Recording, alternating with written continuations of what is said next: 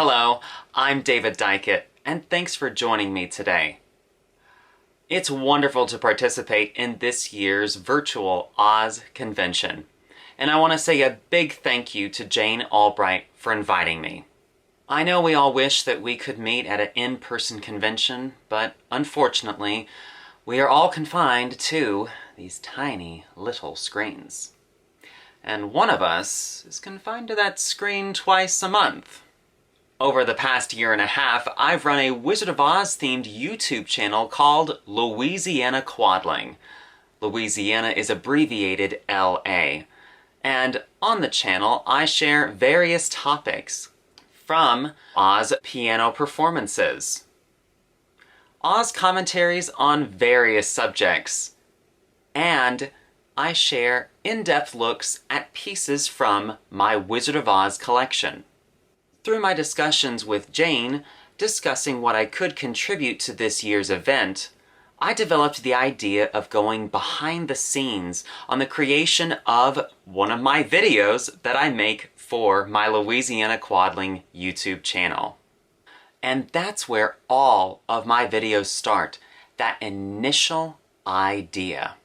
I always carry a notebook with me wherever I go, even at work, in case I get a new idea for a video. At the moment, my notebook is filled with over 100 possible future videos for my channel. The video that you are watching currently was not part of any of those ideas.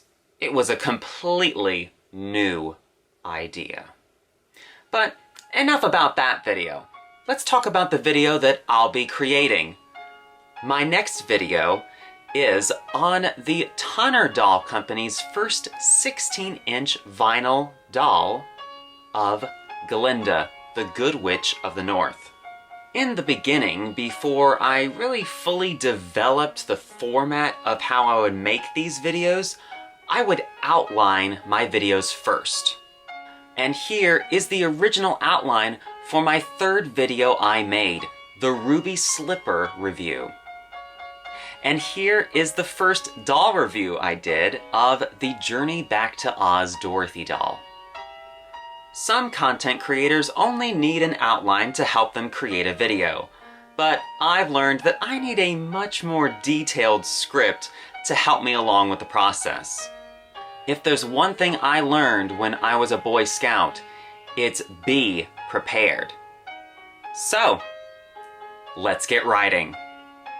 Typically with these doll videos, I will copy and paste the previous script and use that one as a guide to creating the newest video. Lucky for me, the last doll I covered was another Tonner doll. And that doll had an almost identical situation as this one, with multiple variants. So, the format of both videos will be very similar. You will probably notice that I'm not referencing anything. That's because most of the information covered in these videos is subjects that I know. Now, I do check after writing the scripts to make sure that I've got little details right, but for the most part, these scripts come completely from my head. If you are interested in creating videos for YouTube yourself, the best advice I can give is make videos on topics that you know about. It makes the experience so much better. And after 2 drafts, 1,300 words later, the script is finished. Now that that's done, in between the sections that you won't be seeing me, there'll be photographs of the dolls. So, we need to have a photo shoot. Back upstairs, I start setting up the paper for the shoot. I've used this paper since the first review, the Ruby Slippers, back in January 2020. The lamp I've turned on is a simple sewing lamp from our local fabric store. You don't need super fancy equipment to create great looking footage or photos. You just need lots and lots of light. An effect I've used in numerous videos is this turntable. It's actually my late grandmother's TV stand from her room. Both of my sisters used the stand for years, and after they moved out 5 years ago, I took the stand telling myself I'd use it in YouTube videos. I'm so glad I did. It's been really useful for videos just like this one. These photo shoots typically take at least 2 hours to shoot for each video. This one took me a little over 2 hours to complete. By this point, I've spent well over 5 hours on creating this video, and we haven't filmed anything yet. It's recording day. I've gotten up really early. It's 7:30 in the morning. This is unfortunately the best time for me to film to avoid outside noises from the neighbors. Out of the entire process, filming the video should take the shortest amount of time. My videos typically take 30 minutes to film. The lighting probably looks really bright. Just like before, these cameras need tons of light to capture a great looking image. This is what this looks like in the finished video. Crazy, right? In the past, I would print out the scripts, but since our computer got fried, we haven't bought a new printer, so I've downloaded the scripts to my phone and referenced them for these videos. And that's a wrap!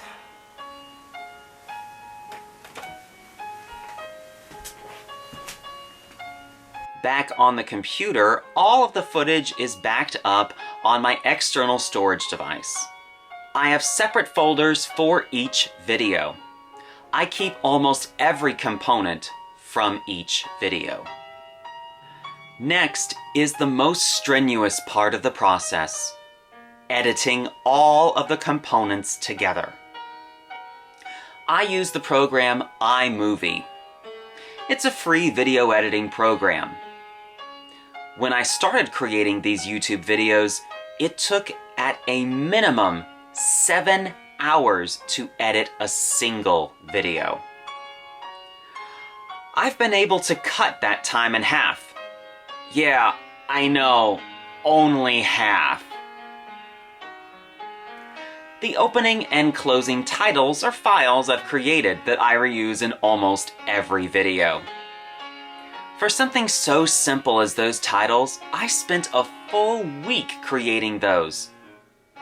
Most of that was trial and error, and taught me a lot about planning ahead of time and having a clear vision of what I really wanted for these videos. Right now, I'm going over the footage, deleting pauses and flubs. All of the footage that we have photos from the photo shoot over it, I'm separating the audio from those sections to make it easier to know where these segments are. After omitting the excess, I'll have a rough edit of the video done. While we started with 30 minutes of footage, we've ended up with a 10-minute video. Now I'm adding the photos from the photo shoot into the video. I've decided to get a little fancier with this video and add some more transitions than what I've done in the past. Music gets added next. For this video, I'm using the track Ask the Flowers to Tell You. This track actually debuted last year behind the porcelain Glinda Tanner doll. I thought it would be interesting to have tracks associated with certain characters. While this song has literally nothing to deal with Glinda, I thought it would eventually become relevant to at least Tanner's Glinda, since several of Tanner's later Glinda dolls have a floral theme to them. Some of the last elements to be added are the text that appears on top of the footage. These files are created in Adobe Photoshop. this is not a free program. I've used Photoshop since I was 10 years old, so I didn't have to learn this program to create these videos. Adding these elements, the video is now completed and the file has been rendered. That didn't take too long, right? Right? Next, we have to upload the video to YouTube. Oh, you thought we were done? Let's see, I've got an hour and 45 minutes left to wait for this to upload. Yep. I wish I was y'all experiencing this fast-forwarded. Okay, the video's uploaded. Oh, almost forgot. We're still not done yet. I need to create the thumbnail for the video. Back to Adobe Photoshop. So far with my Tanner doll videos, I've created a template that I reuse on all of my videos. Doing some finishing touches like the preview videos at the end of the video, renaming the video, and adding the description. The last thing to do is to schedule the video. This is the first video in August, so it will debut on the 15th. And we're finally done. And that was just a glimpse of what I do every 2 weeks. Right now, I'm slightly ahead of schedule, which I'm definitely not complaining about. That was over a full workday's amount of work just for that one video. I hope you guys understand why I don't upload a new video every week, 'cause I would completely burn myself out. Be sure to check out the finished video on August 15th on my channel, Louisiana Quadling. Thanks so much for watching this video, and if you liked this video, please give it a thumbs up, comment down below, and subscribe to the official Oz Club channel.